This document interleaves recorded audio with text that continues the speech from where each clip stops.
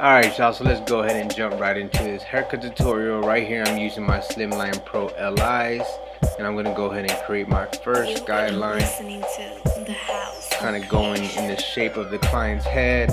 We're also going to do a freestyle design on the other side. Right here I'm using my wall corded seniors. Let me fix that. These are not mine. These are Chris Bazio's. I don't want y'all to get the impression that I got my clippers in the mail. I'm waiting just as much as everyone else is if you ordered them from the link that we had in our videos. So, you know, just bear with Wall. I mean, honestly, if you can't wait no more and you just want a refund, then go ahead and get a refund. But I'm waiting. It's worth the wait. These are some amazing clippers, so can't really do nothing about it. It is what it is. But so I went with the lever all the way open for the second guideline. Then I started working my way to the close position to remove the line that I put in with the Slimline Pros. And you can see it's already, you know, I already erased that guideline. Now we're taking the one guard lever all the way open, going up about an inch, put it in the middle, and whenever I move the lever in the middle, and then whenever I close it, I'm not taking that guideline. I'm not taking that guideline all the way to where I have the 1.5 at. You want to start removing, or not removing, but lightening up the bottom line, that the half with no guard left, right? Now this is the 1.5 guard. Again, started with the lever all the way open, went up about another inch, put it in the middle, and now I'm closing it. We didn't do no kind of edging on this client. We just did a ball fade and a design on the other side. Want to kind of keep it natural. And then the highest guard I'm going to use is a number 2. Just kind of keep it dark right at the top. It is a disconnected haircut. He's growing it out to have a man bun. So as you can tell, his hairline, if I were to line it up, it would, you know, it would look like a pushback. So we just wanted to keep it natural as possible. We're not going to line it up, and maybe whenever he does the man bun, we might line it up. But I just figured leave it natural, and it looks good with the curls at the end. Whenever I put some product in his hair. So I went back to the 1.5 guard. And I always start with the lever open. The reason is you can always take hair off, you can't put hair back on, right? So just trial and error. If it's not cutting, you can work your way down with the lever. But if you start with the lever closed, then you might create yourself a line that you can't get out. So it's just, you know, better safe than sorry. Now we're going to grab the half guard, your 1/16 guard, depending on what system you're using, either Andis or Wall. In this case, I'm using Wall, so I have my half guard, the 1/16 guard.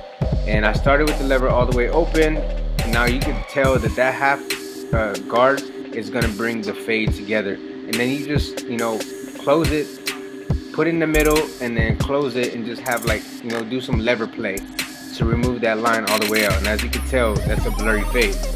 Now, in my eyes, something that y'all may not see through the camera, but something that I see in person, are like dark spots and stuff like that. So I just removed that with using the corner of the blade, the corner of the guard, no guard, as I am doing right here. It may look like I'm using a full blade, but I'm favoring the left side or the right side. But as you can tell, that fade came out pretty blurry. And then on the other side, we're gonna do the same thing, but we're gonna do a freestyle design. So I am gonna speed this up a little bit. I'm using my Slimline Pro LIs to create the freestyle design, and then I'll add like a fading technique in there, just to enhance the design a little bit. Now, when it comes to doing a freestyle design, there's no right or wrong, right? Honestly, it's either you have it or you don't.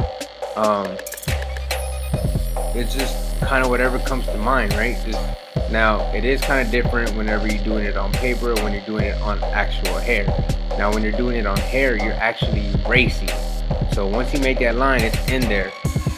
Versus you know, writing something on paper, you can erase it, but you can't erase whatever you put on the hair. So It's just kind of what you have in your head as a vision, and then you just go with it. I did apply some hair fibers at the end. Basically, you put the hair fibers on the actual design, put some, line it back up, and then put the hairspray on there, and it sticks. I'm just gonna go ahead and fade the inside to create a nice little 3D contrast per se. Now we're gonna start moving that bottom guideline and blending that into the design.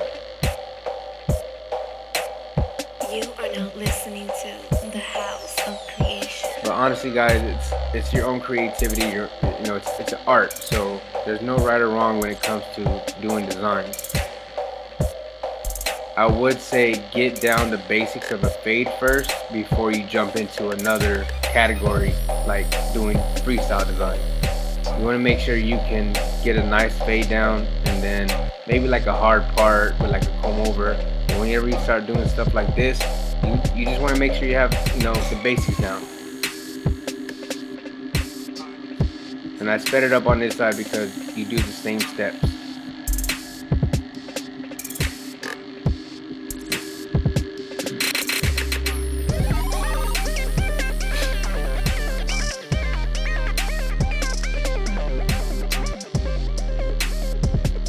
I'm just basically trying to make that design pop. Whenever I applied the fibers to it, it definitely popped. It just brought it out even better. So right here I'm using my Andis GTX TI liners. They are modified. They are not zero gap.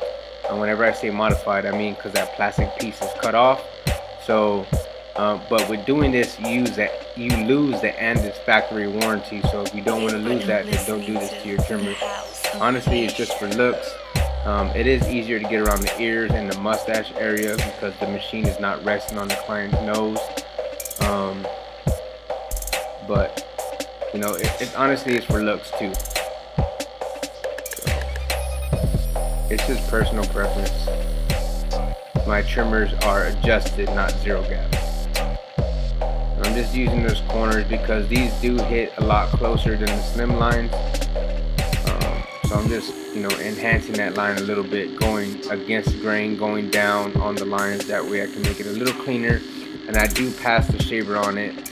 I do pass the razor on it and add some fibers at the end, but I didn't want to add that because there's tons of videos of me razoring designs or razoring lineups, and then applying hair fibers. But right here I applied the Tomb45 Tomb45 Victory fibers, and made them curls pop. It is a wet look.